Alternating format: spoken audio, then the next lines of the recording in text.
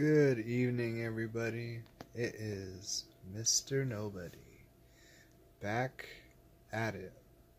And today I want to talk about my special Valentine, my little skank that I would toss around with my friends and have threesome with and run trains on and would she helped break my 6 months of sobriety. I met her in AA. It's a rehab romance. Another rehab romance. And this one's name is Cherell. Fucking Cherell was a crazy Hawaiian tweaker from Nevada, Hawaii area. And this woman was a trip. She was one of those women that she was a girl. And she was one of those girls that had sex with younger men, even though she was older. She's been pregnant a few times. She's been married for the last 7 years, but never bothered to get a divorce.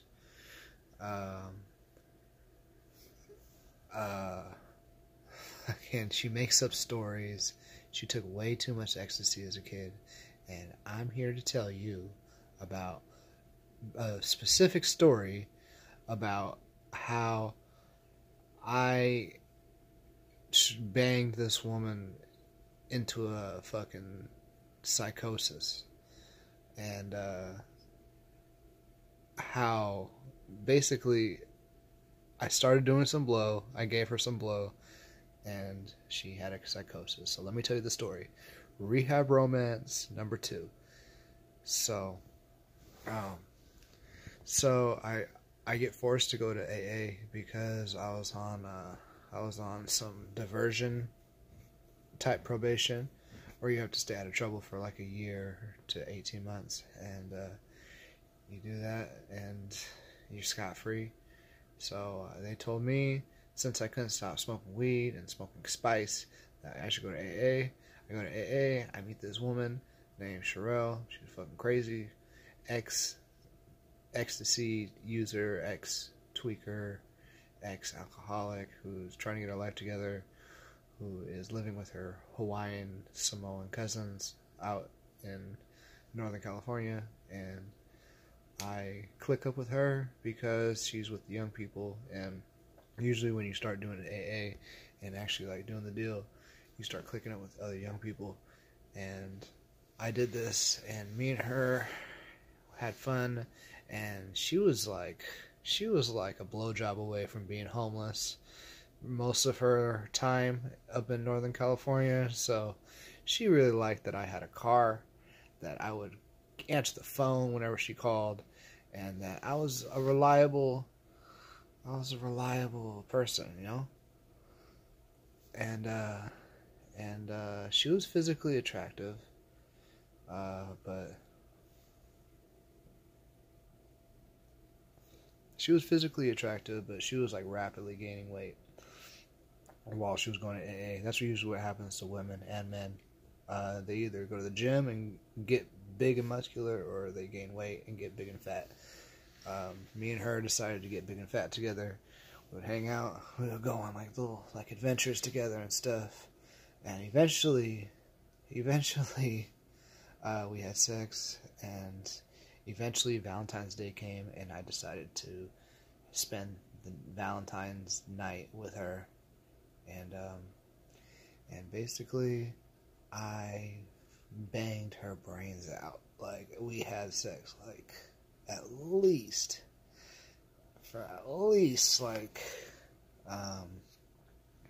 3 hours, maybe 4 hours. Like, I don't, some days, some women, like, I can just have sex with them like for 8 hours a day. Like, I don't know what it is, but yeah, she was one of them. And eventually, after we had sex like a bajillion times, I whip out some cocaine, I sniff some, I do a line for her, I make a line for her, she sniffs some, immediately immediately I sense something is off. And so does my roommate, because right when she sniffs this coke, she basically starts putting on her headphones and starts singing along to these fucking weird, like, depressing R&B songs. And basically, she goes into a cocaine psychosis. And I didn't realize how fragile her mind was, but that night I did. I had to take her home.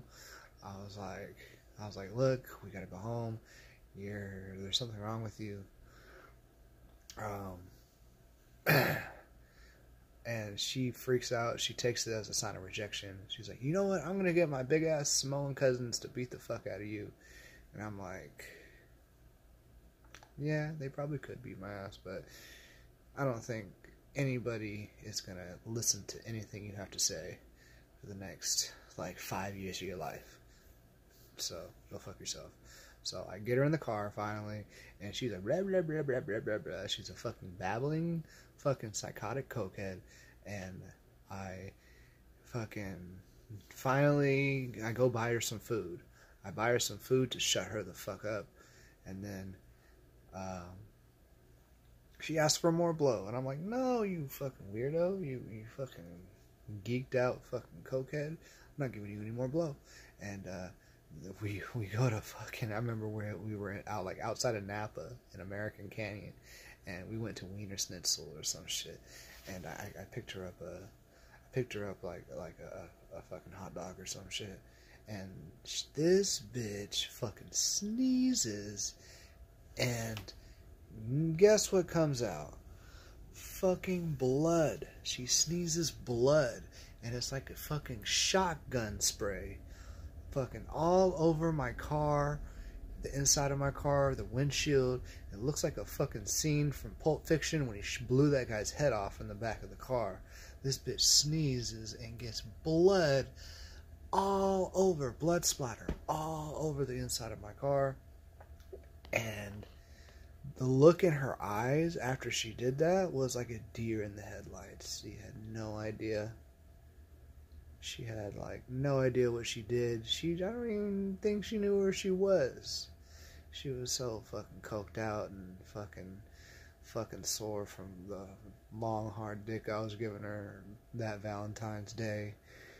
Fucking afternoon and evening, and fucking February 15th in the morning. Like, she didn't know what to think, man. All the fucking hard dick and cocaine that went through her body in that last 12 hours was too much for her, and she lost her fucking mind. So yeah, a word to the wise: don't drink and do drugs with people you meet in AA. It's an interesting little plan. It's an interesting experiment to do, but I would highly suggest not doing it, because, like, I would say, like, every 1 out of 4 people that you drink with from AA or NA, they're gonna wind up fucking getting you arrested or killed or something, like, because a lot of these people in AA and NA have very serious problems, and they're basically voluntarily brainwashing themselves and stagnating their lives in order to stop poisoning themselves. And, like, you take enough poison for long enough, like alcohol and meth and ecstasy and shit like that, you're gonna be fucking schizo. Just like my Valentine was.